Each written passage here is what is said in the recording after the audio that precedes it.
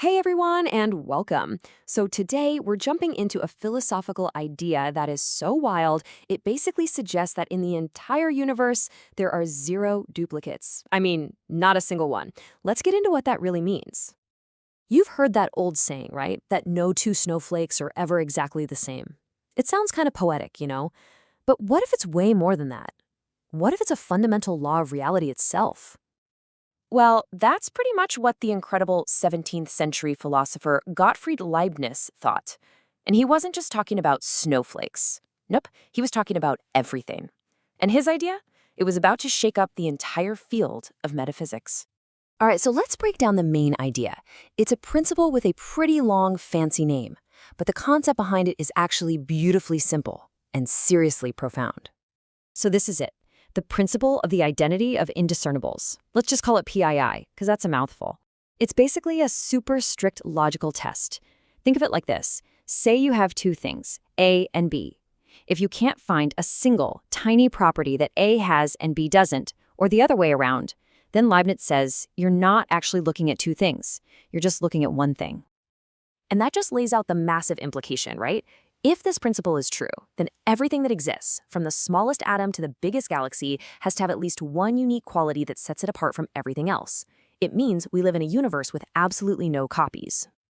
Now, for Leibniz, this wasn't just some clever little thought puzzle. No, this principle was absolutely essential for understanding what it even means for something to be an individual thing in the first place. This was a total game changer. I mean, between this and his other big ideas, like the principle of sufficient reason, Leibniz was completely changing how philosophers even thought about existence. He was handing them a brand new toolkit for building a logical model of reality. So here's how PII tackles this ancient problem of individuation, the question of what makes one thing distinct from another. Leibniz's answer is just so elegant. A thing is just the sum of its unique properties. No two things can have the exact same list of properties. In his whole system, the universe is made of these fundamental, unique things he called monads. You can kind of think of them like these indivisible, soul-like atoms, and every single one is different. Now, he wasn't pulling this from thin air. He was definitely building on ideas that philosophers had been kicking around for centuries. But like any big idea in philosophy, this one got put to the test. Fast. And this particular challenge led to one of the most famous debates in the history of philosophy. Okay, so enter Samuel Clarke. He was a brilliant thinker in his own right, and a big supporter of Isaac Newton. And through a bunch of back-and-forth letters, Clarke went head-to-head with Leibniz on this exact principle. It was a real intellectual showdown. And here's the heart of their fight, right here. You've got Leibniz saying no two things can be perfect copies. Then Clarke comes back with this thought experiment.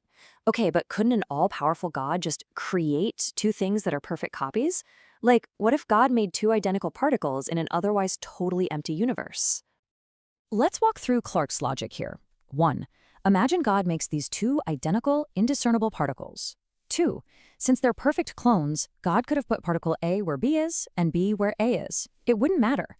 3. There'd be zero reason to prefer one arrangement over the other. The swap would be, as he put it, completely indifferent. And 4, and this is the big gotcha moment for Clarke, if there's no reason for God to pick one spot over the other, it totally violates Leibniz's other huge idea, the principle of sufficient reason, which says that everything happens for a reason. So, who won this epic philosophical battle? Well, it turns out the answer is, not that simple. The whole thing actually ended without a clear winner. The debate started to get really tangled up in theology, questions about God's nature, his choices, and Clarke also tried to shift the goalposts a bit, saying maybe the problem wasn't about reality, but just about the words we use to talk about identity. So yeah, no final knockout punch was ever really landed. But even without a decisive win, Leibniz's principle didn't just disappear. In fact, it kind of found a new and really powerful life of its own. And this is the real key to why it's still so important. Philosophers realized that, hey, even if you can find problems with it using these thought experiments about atoms and empty space, its true strength might be somewhere else entirely. It can be kept in its pure abstract form. And that kind of shows us its true legacy.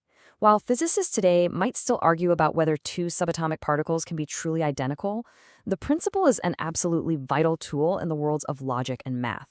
In that abstract realm, it gives us a perfectly clean, crisp definition of what identity means.